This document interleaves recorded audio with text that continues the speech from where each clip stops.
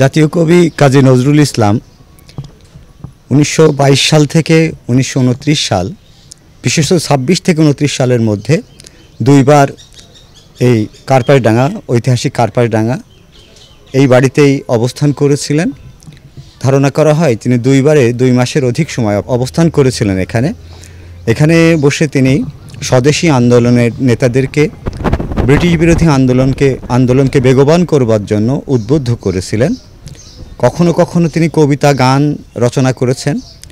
ধারণা করা হয়ে থাকে তার বিখ্যাত লিচুচোর কবিতাটি এই বাড়ির পশ্চিম পার্শ্বে যে পুকুরটা রয়েছে সেখানেই বসে তিনি প্লট পরিকল্পনা করেছিলেন। পরবর্তীতে তিনি পশ্চিমবঙ্গের কৃষ্ণনগরে বসে কবিতাটি রচনা করেছিলেন বলে ধারণা করা হয়। আবার তার বিখ্যাত যে গানটি রয়েছে, আমার কোন কুরে আজ ভিড়ল তরি এ কোন সোনার গায়, এখানে যে খ্রিস্টান পল্লীটা রয়েছে সেখানে যে নদীর ধারে ঘাট রয়েছে, এই ঘাটে তিনি মাঝে মাঝে বসতেন এবং এখানেই বসে তিনি রচনা করেছিলেন তার সেই বিখ্যাত গানটি, আমার কোন কুরে আজ ভিড়ল তরি এ কোন সোনার গায়।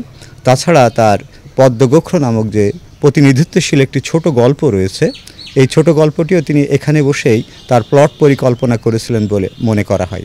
তাছাড়া এখানে যে খ্রিস্টান পল্লী রয়েছে, এই খ্রিস্টান পল্লীর একজন খ্রিস্টান মেয়ে এবং পাকালে নামক একটি মুসলিম ছেলের মধ্যে তিনি যে দূর থেকে প্রণয় দৃষ্টিটা দেখেছিলেন, সেটাকেই উপজীব্য করে পরবর্তীতে তিনি রচনা করেছিলেন তার বিখ্যাত উপন্যাস মৃত্যু ক্ষুধা।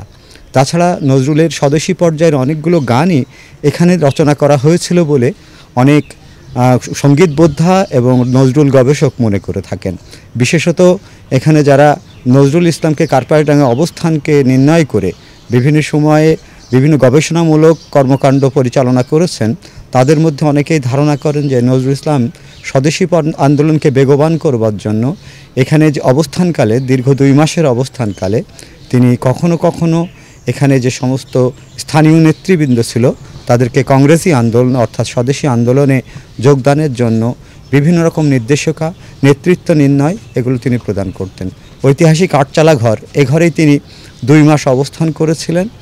সেই ঘরের পেছনে দাঁড়িয়েই আমি স্মৃতিকাতর হয়ে পড়ছি যে এখানে আমাদের জাতীয় কবি কাজী নজরুল ইসলাম কখনো গ্রেপ্তারি পরোয়ানা মাথায় নিয়ে, কখনো স্বদেশী আন্দোলনকে বেগবান করবার জন্য তিনি প্রান্তে থেকে প্রান্তে ছুটে বেরিয়েছেন। তারই ধারাবাহিকতায় দেশমাতৃকার মুক্তির আন্দোলনকে বেগবান করবার জন্য স্বাধীনতা সংগ্রামী বিপ্লবী কাজী নজরুল ইসলাম এই নিভৃত অঞ্চলে এসে বিপ্লবীদেরকে সংগঠিত করেছেন, তাদেরকে বিপ্লবের নির্দেশনা দান করেছেন, স্বাধীনতা সংগ্রামে উদ্বুদ্ধ হবার জন্য নানা পরামর্শ এবং গান এবং কবিতার মাধ্যমে তাদেরকে উদ্বুদ্ধ করার চেষ্টা করেছেন। এলএমই সার্টিফাইড বিশ্বসেরা কপারে তৈরি ওয়ালটন কেবলস, যা আপনার স্থাপনাকে রাখবে সব সময় নিরাপদ। শিউলি এবং তারই একটা বোনকে তিনি কলকাতায় গান শেখাতেন। যখন কাজী নজরুল ইসলামের বিরুদ্ধে গ্রেপ্তারি পরোয়ানা জারি হয়, তখন যে বাড়ি তিনি গান শেখাতেন ওই বাড়ির গৃহকর্তা তাকে পরামর্শ দিয়েছিলেন যে আপনি কিছুদিন আত্মগোপন করেন, এবং আত্মগোপনের তিনি একটা সুনির্দিষ্ট স্থান খুঁজছিলেন। সেই স্থান হিসেবে তিনি এই কার্পাসডাঙ্গা অর্থাৎ তিনি কৃষ্ণনগর হয়ে দর্শনা এবং দর্শনা রেল স্টেশনে নেমে গরুর গাড়িতে দীর্ঘ 2 ঘন্টার পথ অতিক্রম করে তিনি এখানে এসেছিলেন।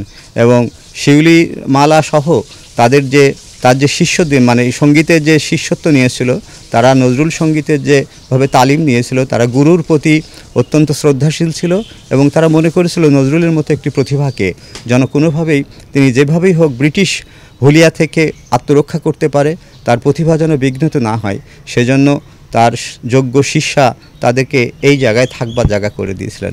পরবর্তীতে এখানে এসে তিনি একটা নিরাপদ স্থান বোধ করেছিলেন। এখান থেকে তিনি গ্রেপ্তারি পরোয়ানা হুলিয়া মাথায় নিয়ে কুমিল্লায় গিয়েছিলেন। এটাই আমরা ঐতিহাসিক সূত্রে জানতে পারি। কাজী নজরুল ইসলাম এখানে একা এসেছিলেন কিনা সেটা জানা যায় না, তবে সপরিবারে এসেছিলেন বলেই ধারণা করা হয়ে থাকে।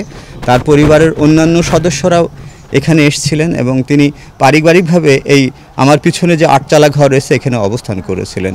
এবং বিকালে তিনি এখানকার যে নদীর ঘাট রয়েছে সেখানে ঘাটে যে অবসর কাটাতেন, কখনো গান লিখতেন, কখনো গান শোনাতেন, বিপ্লবীদেরকে নানাভাবে উদ্বুদ্ধ করতেন সেই ঐতিহাসিক স্থান থেকে।